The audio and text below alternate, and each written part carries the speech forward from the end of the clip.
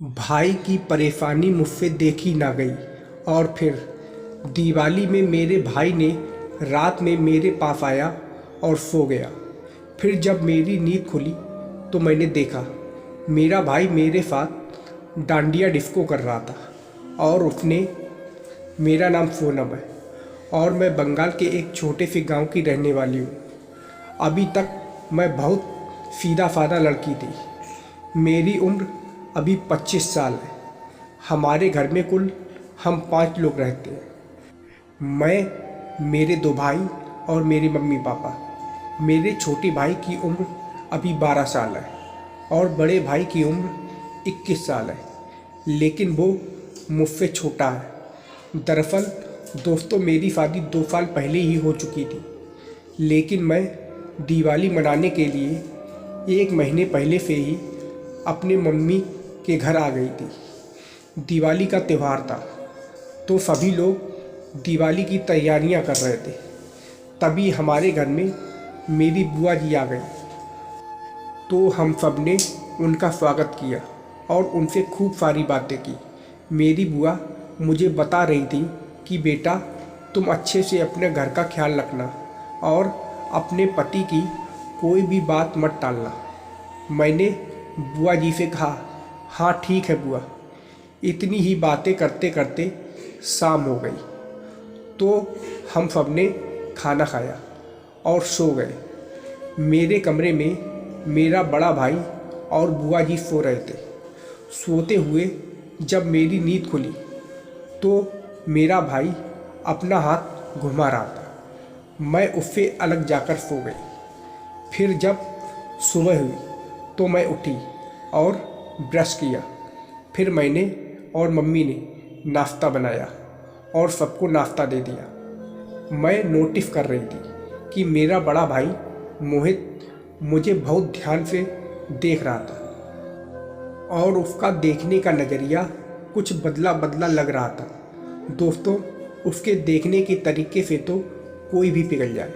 फिर मैंने सोचा कि क्यों ना इससे बात की जाए, तो मैं मोहित के पास गई और बोली, मोहित भाई, तुम बड़े शांत रहते हो और कुछ बोलते नहीं हो, क्यों?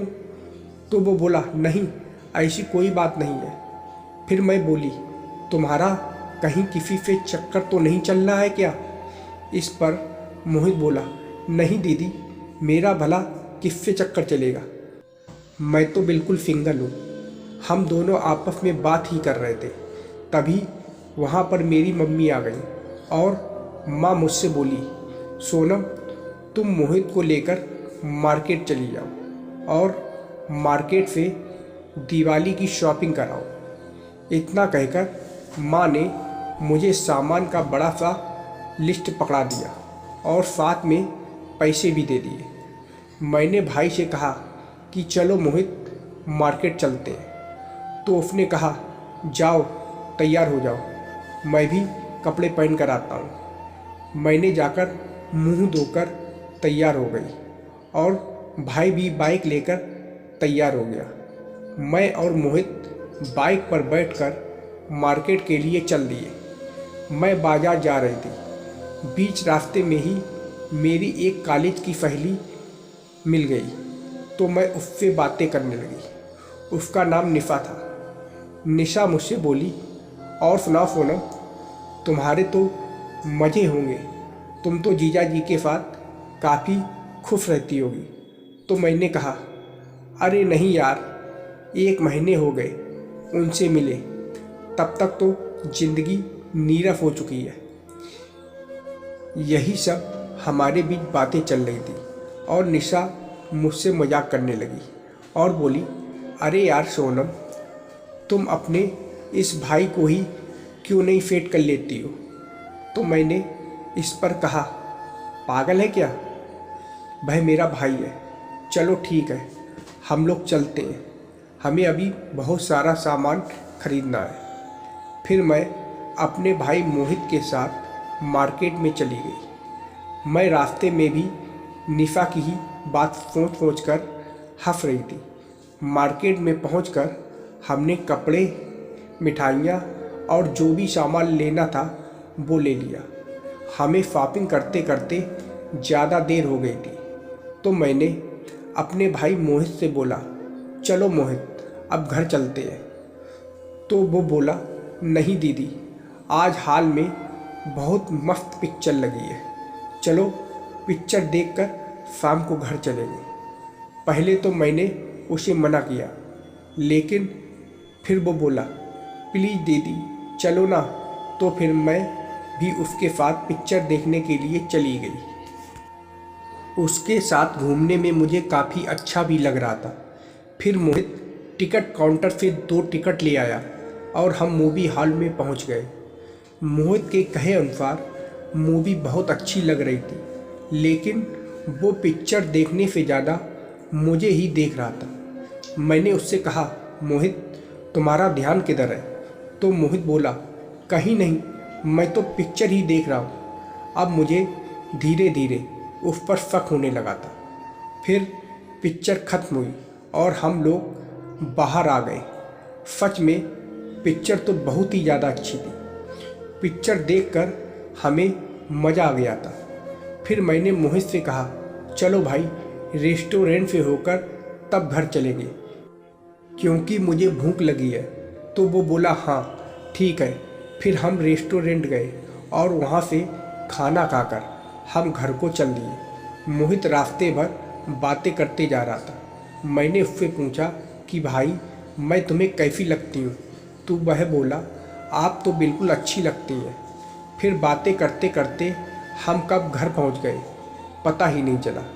घर पहुंचकर हमने सारा सामान मम्मी को दे दिया और हम सोने चले गए। दरअसल शॉपिंग करते करते मैं बहुत ज़्यादा थक गई थी। फिर हम दोनों सो गए। जब सुबह मैं उठी तो भाई मुझे बड़ी ध्यान से देख रहा था। अब मुझे भी कुछ अच्छा नहीं लग रहा था।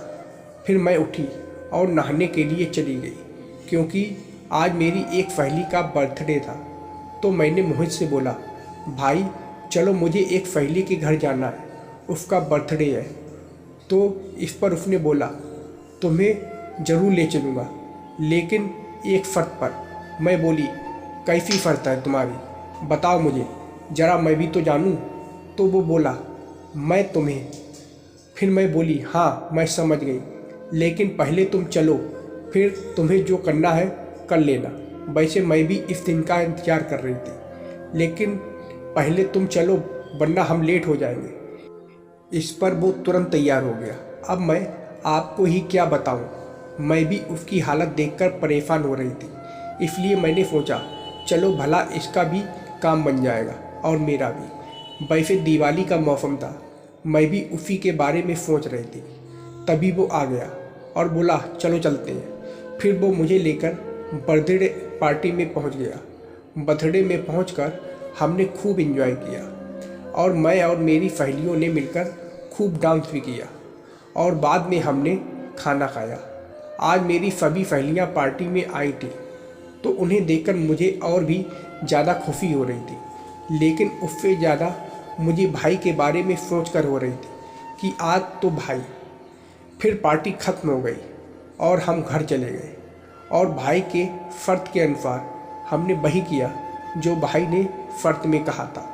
अब मेरा भी मन करने लगा था। यहाँ तक कि दिवाली को भी हमें खूब मज़ा आया। दिवाली के दिन हम खूब मिठाइयाँ खाए और खूब घूमे। फिर दिवाली बीत जाने के बाद मैं अपने ससुराल चली गई और इधर मेरा भाई पढ़ने के लिए बाहर चला गया था। अब मेरी ज़िंदगी भी अच्छे से चलने लगी और मैं अपने परिवार के साथ खुशी खुशी रहती हूँ। तो दोस्तों, आज की मेरी कहानी कैसी लगी कमेंट करके ज़रूर बताइएगा और वीडियो को लाइक और सब्सक्राइब करना मत भूलिएगा। वीडियो देखने के लिए आप लोगों का बहुत बहुत धन्यवाद।